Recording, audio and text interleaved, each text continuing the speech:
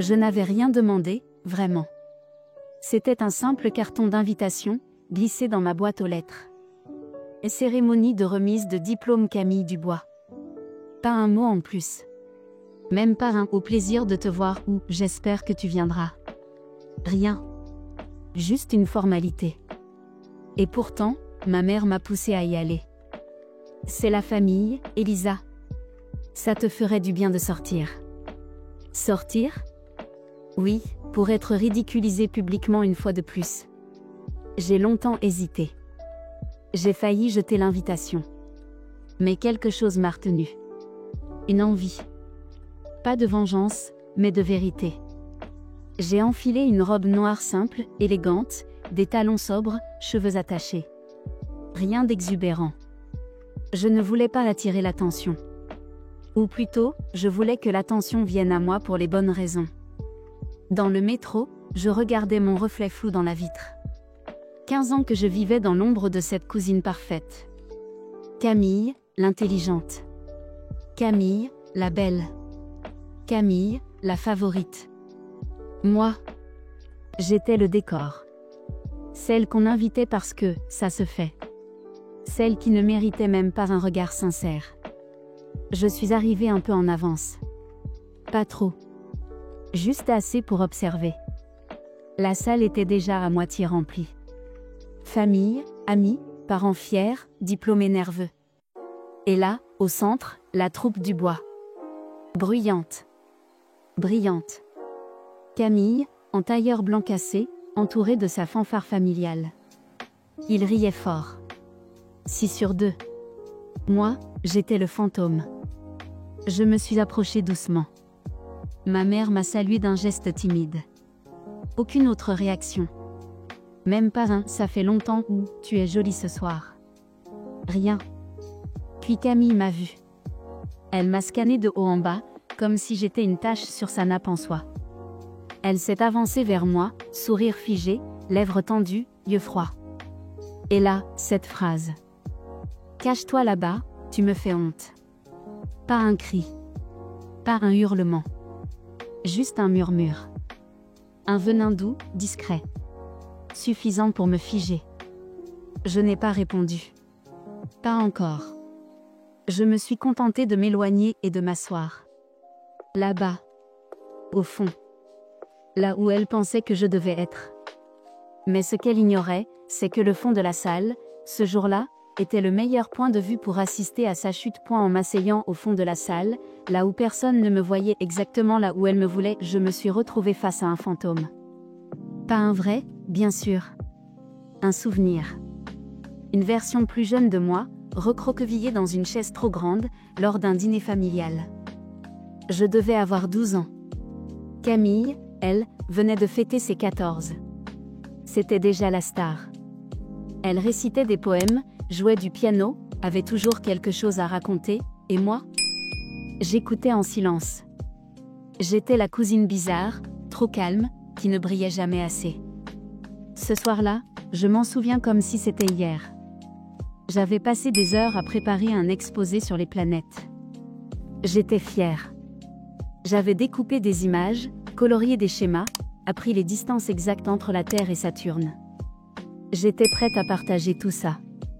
Mais au moment de montrer mon projet, Camille a ri. Elle croit que c'est intéressant, ces trucs de nerfs. Tu veux bosser à la NASA, Elisa? Toute la table avait éclaté de rire. Même les adultes. Même ma mère. Et ma tante avait conclu avec cette phrase que je n'oublierai jamais. Oh allez, Camille est franche, c'est tout. Non, Camille n'était pas franche. Elle était cruelle. Et moi, je m'étais tue. Encore.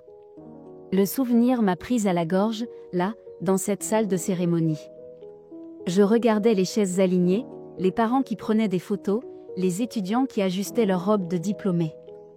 Et j'étais encore cette petite fille qu'on avait humiliée, sauf que cette fois, je n'étais plus une enfant.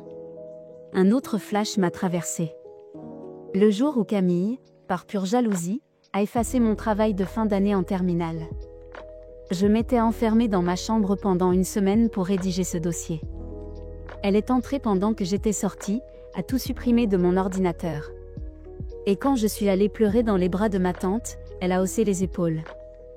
Tu devrais mieux sécuriser tes fichiers. Jamais de compassion. Jamais de remords. Toujours cette attitude hautaine, méprisante. Comme si elle était née avec un droit supérieur.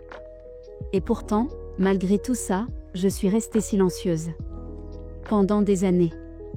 Pas par faiblesse, mais parce que j'avais compris très jeune que les gens qui parlent trop ne construisent rien. Moi, je construisais. Brique par brique. Dans l'ombre. Et maintenant que tout le monde me regardait comme une figurante dans leur film parfait, j'étais là, patiente. J'attendais. Parce que ce que personne ne savait, c'est que l'histoire allait changer de narrateur. Et cette fois, c'était moi qui allais raconter la fin. J'étais là, assise au fond de cette salle trop brillante, comme une tache qu'on aurait essayé de camoufler sous un tapis. Mais ce qui m'a glacée, ce n'était pas l'endroit où je me trouvais, c'était la manière dont Camille m'avait regardée. Comme si j'étais une erreur dans son décor parfait. Et le pire ? Ce sourire. Ce sourire hypocrite, poli, calculé. Le genre de sourire qui dit « Je suis au sommet, et toi, tu n'es rien ». Elle s'est approchée de moi. Sa démarche ? Théâtrale. Comme si chaque pas était destiné à écraser quelque chose ou quelqu'un. Et juste avant de retourner auprès de sa fanfare familiale, elle s'est penchée, m'a soufflé cette phrase en plein visage. « Cache-toi là-bas, tu me fais honte. » Pas besoin de crier pour blesser. Parfois, un simple murmure suffit à faire trembler une montagne. Mais ce qu'elle ignorait, c'est que la montagne, aujourd'hui, c'était moi. Je me suis levée, en silence. Pas de scène, pas de regard vers elle. J'ai juste marché jusqu'au dernier rang. La salle était pleine, mais j'ai trouvé un siège isolé, loin de tout le monde. Ironique, non. Camille voulait me cacher, et moi, j'étais exactement à l'endroit idéal, là où j'allais tout voir. De là, j'avais une vue parfaite sur elle. Sur cette cérémonie montée comme un théâtre. Les ballons dorés, les flashs, les accolades. Camille recevait des compliments comme on distribue des confettis. Sa mère ne cessait de répéter à qui voulait l'entendre. Camille va aller loin. Elle a été repérée par sa patronne. Une directrice, tu te rends compte ? Je souriais intérieurement. Si seulement elle savait. Une de mes cousines est venue s'asseoir à côté de moi, sans même se souvenir de mon prénom. Tu travailles où déjà ? Un petit truc administratif, c'est ça ? J'ai haussé les épaules. Un truc comme ça, oui. Pourquoi leur dire quoi que ce soit ? Ils n'auraient jamais écouté. Ils n'avaient jamais voulu écouter. C'est ça, le problème quand tu brilles sans permission. Ils refusent de voir la lumière, jusqu'au jour où elle les aveugle. Et pendant que Camille trônait au centre de la pièce, moi j'attendais. Pas pour me venger. Pas pour faire un scandale. Mais pour qu'ils découvrent tous, d'un seul coup, qui j'étais vraiment. Il y a des silences qui crient plus fort que n'importe quelle parole. Et ce jour-là, ce n'était pas mon absence de mots qui allait parler pour moi, mais ma présence, révélée au bon moment. Assise dans l'ombre, je les regardais tous faire leur petit théâtre. Les rires, les embrassades, les photos ridiculement posées. Tout était parfait, en surface. Camille rayonnait au centre, entourée de sa cour comme une reine sans couronne. Les tantes babillaient, les oncles applaudissaient pour un rien, et moi, j'étais ce grain de sable qu'on avait voulu effacer du tableau. Une voix a résonné dans la salle. Mesdames et messieurs, la cérémonie va commencer dans quelques minutes. Veuillez vous installer. Tout le monde a pris place. Moi, je n'avais pas besoin de chaise marquée à mon nom. J'étais au bon endroit, au bon moment. Une cousine plus jeune, je ne savais même plus laquelle, elles se ressemblent toutes maintenant, s'est tournée vers moi. Et dit, tu bosses dans quoi déjà ? Je me souviens plus, maman dit que t'étais genre, dans un bureau ? Un bureau, c'est vrai. Mais pas n'importe lequel. J'ai souri. Oui, quelque chose comme ça. Elle n'a pas insisté. Elle n'était pas là pour ça. Ce jour-là, personne n'était là pour moi.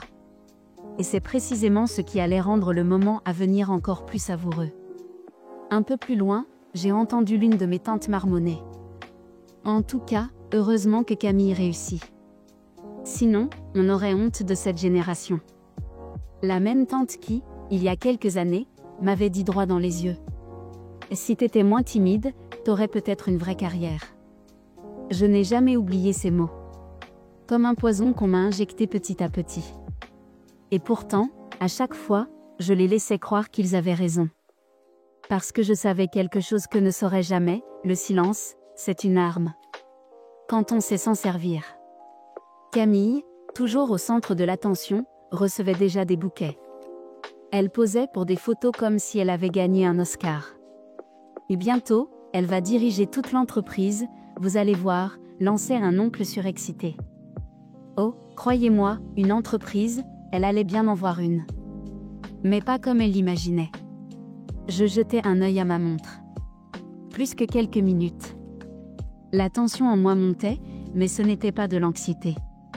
C'était autre chose. Une impatience, froide, contrôlée. J'avais attendu ce moment toute ma vie. Et je ne parle pas de cette cérémonie ridicule. Je parle du jour où les regards allaient changer. Le jour où ils allaient enfin voir. Pas la petite Elisa, la fille discrète qui passe inaperçue. Mais la femme qu'ils avaient ignorée trop longtemps. Celle qu'ils ne pourraient plus jamais rabaisser. Et que même Camille n'aurait plus jamais le courage de regarder de haut point pendant que les lumières s'atténuaient doucement dans la salle, que les discours se préparaient en coulisses et que Camille s'imaginait déjà au sommet du monde, moi, je me replongeais dans mon propre parcours. Pas celui qu'ils croient connaître. Pas celui qu'on affiche dans les repas de famille. Le vrai. Celui qu'ils ont toujours ignoré. J'avais 23 ans la première fois que j'ai mis les pieds dans une entreprise. Une start-up, minuscule, sans fenêtre, avec des ordinateurs qui plantaient toutes les 2 heures. J'étais stagiaire. Non rémunéré. Je faisais le café, les comptes, la compta, le ménage, et parfois, je sortais les poubelles. Et tu veux que je te dise ? J'étais fière. Parce que c'était à moi. Pas à mes parents. Pas à Camille. Pas à un nom de famille. À moi. Je bossais la nuit dans une supérette pour payer mes études. Le jour, je dormais 3 heures, et j'enchaînais 8 heures de stage. Je ne sortais pas. Je ne faisais pas la fête. Je n'avais pas le luxe de « chercher ma voie », comme tant d'autres dans ma famille. J'avais une mission, réussir sans leur approbation. Et un jour, une femme m'a tendu la main. Elle s'appelait Sophie. Directrice régionale dans une grande boîte de services. Elle était venue visiter l'entreprise où je faisais mon stage.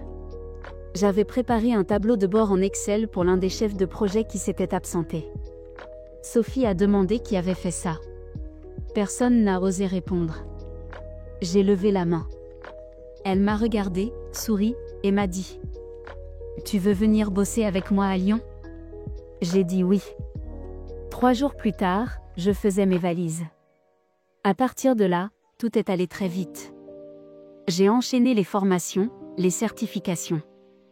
Je suis devenue assistante, puis chef d'équipe. J'ai géré des conflits, des plans sociaux, des budgets à 7 chiffres.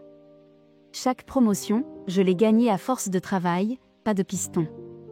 Et surtout, je n'en ai jamais parlé à ma famille. Pourquoi ?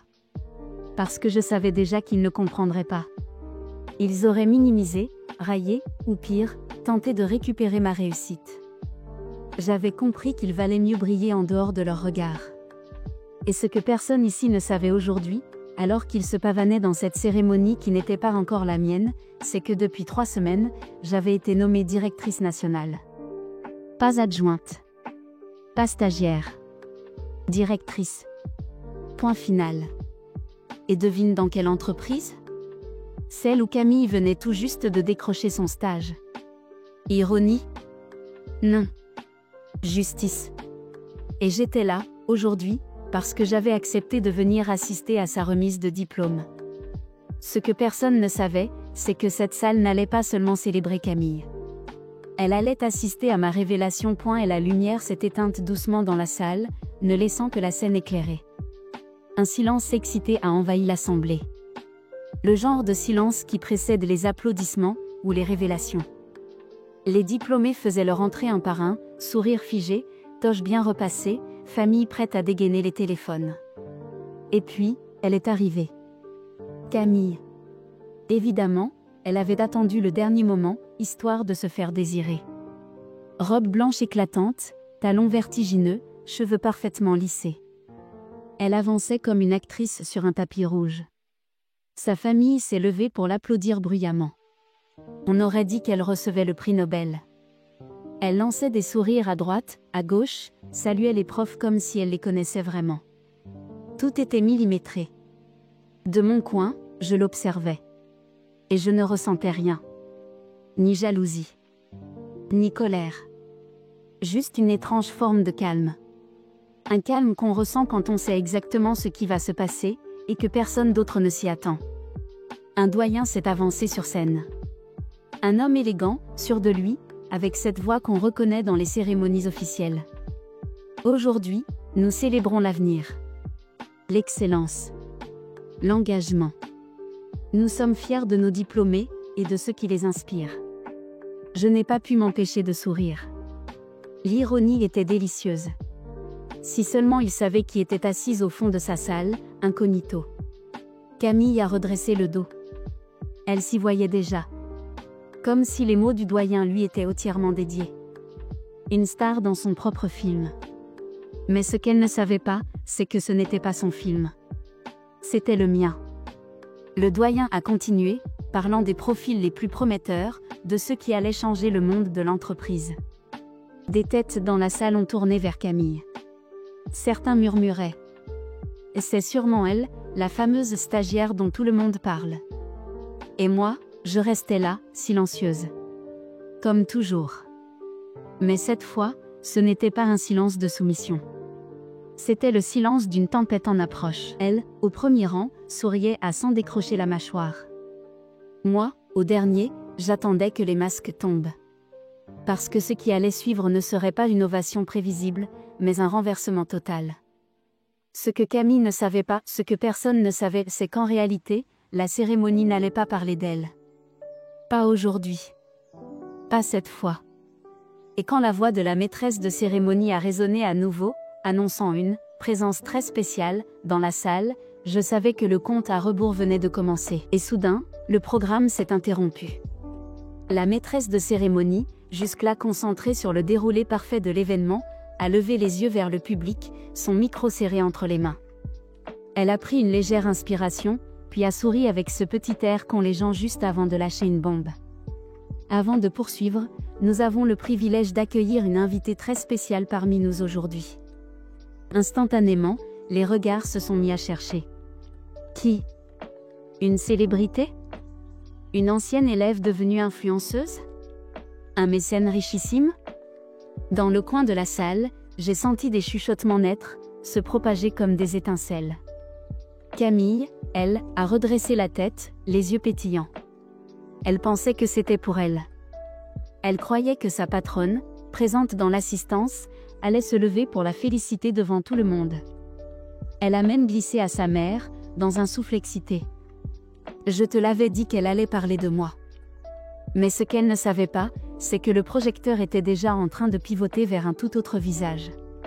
Quelques secondes plus tard, une femme élégante a fait son entrée. Tailleur sobre, démarche assurée, cheveux relevés en chignon strict. Elle ne portait pas de nom sur sa veste. Elle n'en avait pas besoin. Son autorité se lisait dans chacun de ses pas. Derrière elle, 2 assistantes prenaient des notes, comme si chaque geste valait de l'or. Les familles se sont mises à murmurer. Camille l'a reconnue. Je l'ai vue à son regard. Elle a pâli. Parce que cette femme-là, c'était sa patronne. Et si elle était là, ce n'était pas pour applaudir une stagiaire. La patronne s'est dirigée calmement vers la scène, saluant poliment le doyen qui lui tendait le micro avec un sourire figé. La salle s'est tue. Une tension presque physique s'est installée. Et Camille, toujours assise au premier rang, s'est mise à croiser frénétiquement les jambes. Elle ne souriait plus. Elle regardait autour, désorientée. Comme si elle essayait de trouver une logique à tout ça. Mais il n'y en avait qu'une. La vérité. Elle n'allait pas tarder à exploser au visage de tout le monde. Moi, au fond de la salle, je ne bougeais pas. Je me contentais de respirer. Un peu plus profondément. Un peu plus lentement. Parce que ce que j'attendais depuis des années, allait enfin arriver. Et cette fois, ce n'était pas Camille que le monde allait applaudir. Et la directrice a saisi le micro avec une aisance qui a instantanément imposé le silence. Plus personne ne respirait. Même les bébés dans la salle semblaient avoir compris qu'il se passait quelque chose d'inhabituel. Elle a lancé un regard à l'assemblée, ce genre de regard qui ne cherche pas l'approbation. Un regard qui annonce « Je suis ici pour dire la vérité, que vous soyez prêts ou non ». Puis, avec une voix calme, posée, mais d'une autorité glaciale, elle a prononcé ces mots. Avant de poursuivre cette cérémonie, j'aimerais prendre un instant pour vous présenter la nouvelle directrice générale de notre groupe. Un frisson a traversé la salle. Les parents ont échangé des regards confus. Les étudiants, eux, se sont penchés en avant. Et Camille s'est figée. Elle a souri. Un sourire automatique. Elle pensait encore que c'était pour elle. Que c'était une sorte de coup de théâtre. Que, peut-être, elle avait mal compris, et qu'on s'apprêtait à lui offrir un poste en or devant tout le monde, comme dans un film. Mais au moment où elle a commencé à se lever de son siège, prête à recevoir des applaudissements qu'elle croyait mériter, la directrice a levé le bras. Et elle a pointé du doigt. Mesdames et messieurs, voici Madame Elisa Morel. Ma chaise a crissé lentement quand je me suis levée. Je n'ai pas souri. Pas encore. J'ai juste regardé droit devant moi. Droit dans la lumière. Et ce que j'ai vu? C'est une salle entière qui retenait son souffle. Certains se retournaient, essayant de comprendre qui j'étais. D'autres, ceux de ma propre famille, blêmissaient. Des murmures ont commencé à fuser. C'est elle? C'est vraiment elle? Mais, c'est la cousine, non? Depuis quand elle est directrice? Camille était toujours debout. Immobile. Les yeux grands ouverts. La bouche entr'ouverte. Et dans ce moment suspendu, elle n'avait plus aucun mot. Elle, la fille qui parlait toujours trop fort, riait toujours trop fort, prenait toute la place, venait de disparaître du centre de l'attention. En un seul nom. Le mien. Je suis descendue lentement l'allée. Chaque pas sonnait comme une déclaration. Je n'étais plus l'ombre dans le fond. J'étais celle que tout le monde regardait. Mais cette fois, pour de vraies raisons. Et alors que je m'approchais de la scène, je savais une chose avec certitude. Plus rien ne serait jamais comme avant. Je marchais lentement dans l'allée centrale, et pourtant, chaque pas résonnait comme un coup de tonnerre. La salle était figée. Aucun mot. Aucun bruit. Rien. Juste moi, avançant vers la scène sous les regards que j'avais toujours rêvé d'affronter. Mais cette fois, je n'avais rien à prouver. Les visages dans le public se décomposaient un à un. Il y avait ceux qui me reconnaissaient peu à peu, bouche bée, fronçant les sourcils comme pour mieux m'identifier. Et puis, il y avait ma famille. Ma tante, celle qui m'avait dit que je ne ferais jamais rien de grand, était livide. Mon oncle, qui me parlait comme si j'étais une secrétaire de province, n'osait même plus croiser mon regard. Ma mère avait la main devant la bouche, les yeux embués de larmes. Elle ne comprenait pas. Elle ne comprenait rien. Et puis, bien sûr, Camille. Camille, toujours debout, incapable de s'asseoir, incapable de parler. Elle me regardait comme si elle venait de voir un fantôme. Ou pire, une vérité qu'elle avait tout fait pour enterrer. Et moi, je ne la regardais même pas. Pas pour l'ignorer. Mais parce que ce jour-là, elle n'était plus le centre. La directrice m'a tendu la main lorsque je suis arrivée sur scène. Elle m'a accueillie avec un respect évident, comme une collègue, pas une invitée surprise. C'est un honneur de vous avoir ici aujourd'hui, Madame Morel. Je me suis tournée vers l'auditoire. Tous ces gens qui ne m'avaient jamais vue, me regardaient enfin. Pas comme une erreur. Pas comme une note de bas de page dans leur histoire de famille. Mais comme la femme que je suis devenue. Un murmure est monté du fond de la salle. C'est pas possible. Elle est directrice? Attends, c'est la même Elisa? Celle qu'on n'invitait jamais aux réunions de famille? Oui, c'est moi. Celle qu'on laissait toujours au bout de la table. Celle qu'on ignorait systématiquement dans les conversations. Celle qui ne faisait rien d'intéressant. Celle qui n'avait pas de vie. Et aujourd'hui, j'étais celle dont tout le monde allait parler. Je n'ai pas pris la parole tout de suite. Je les ai laissés me regarder. Réaliser. Trembler, parfois. C'était pas de la cruauté. C'était juste la justice du silence enfin rompu. Camille, elle, avait reculé d'un pas. Elle n'osait plus sourire. Plus faire semblant. Elle venait de comprendre que tout ce qu'elle croyait être venait de lui glisser entre les doigts. Et moi? Je n'avais pas besoin de revanche. Parce que le simple fait d'exister, là, devant eux, était déjà une victoire éclatante. Je me suis avancée vers le pupitre, le cœur parfaitement calme. Ironique, non. Des années à me faire toute petite dans cette famille, à ravaler les humiliations, les regards de travers, les phrases lancées l'air de rien. Et là, devant cette foule médusée, c'est moi qui avais le micro. Je les ai balayés du regard. Tous. Les parents fiers, les étudiants nerveux, les professeurs, les cadres, et surtout, ma famille, tétanisée, bouche cousue. Camille, elle, était assise maintenant. Mais elle n'était plus droite. Elle s'était tassée. Ramenée à une taille normale. Puis j'ai parlé.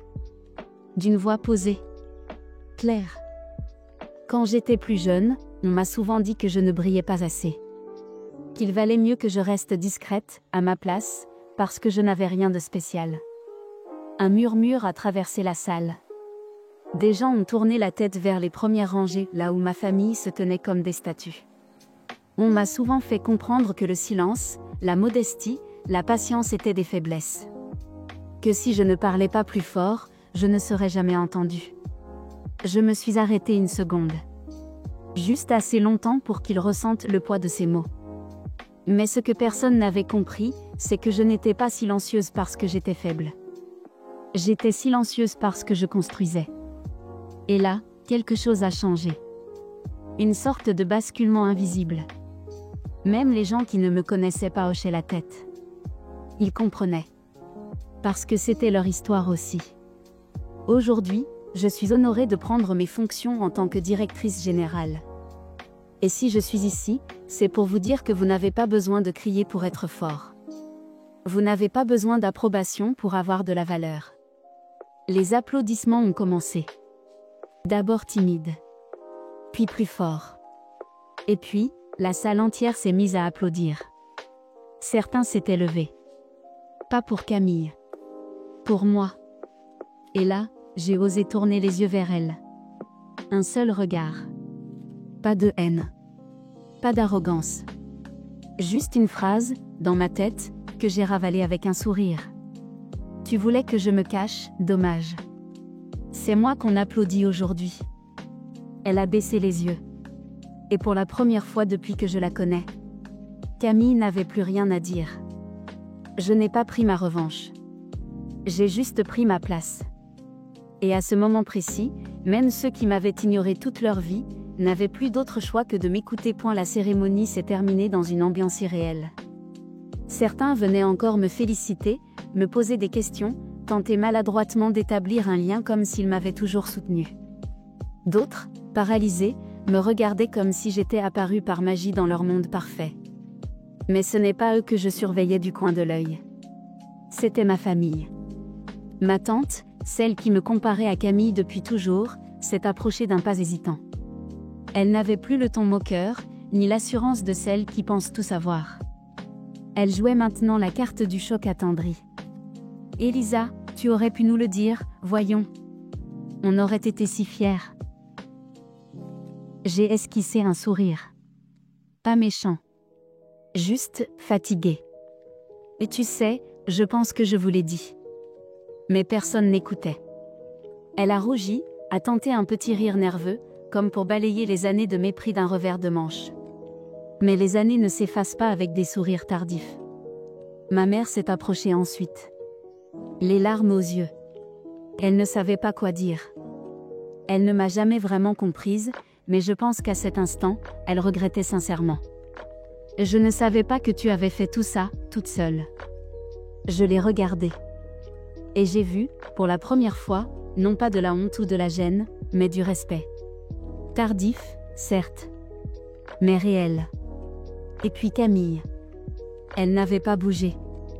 Elle était restée assise sur son siège, comme clouée par une vérité qu'elle refusait d'affronter. Mais elle a fini par se lever. Elle s'est approchée de moi, lentement. Et pour la première fois depuis des années, elle n'avait plus ce regard condescendant. Tu aurais pu m'aider à obtenir un meilleur stage, tu sais. C'était ça, sa réplique? Pas « bravo », pas « je suis désolée ». Non. Juste une tentative de récupérer quelque chose. Encore. Je l'ai regardé sans un mot. Et j'ai tourné les talons. Parce que ce jour-là, je ne devais rien à personne. Pas à ceux qui m'avaient ignoré. Pas à ceux qui m'avaient rabaissé. Et surtout pas à celle qui avait passé toute sa vie à m'écraser, par peur que je me lève un jour. Mais voilà. Je m'étais levée. Et plus jamais je ne me cacherai point le soir, en rentrant chez moi, tout était silencieux. Mais c'était un silence apaisant. Un silence différent. Pas celui que j'ai connu pendant des années, ce silence lourd, humiliant, celui qui suit les remarques méprisantes, les regards fuyants, les comparaisons toxiques. Non.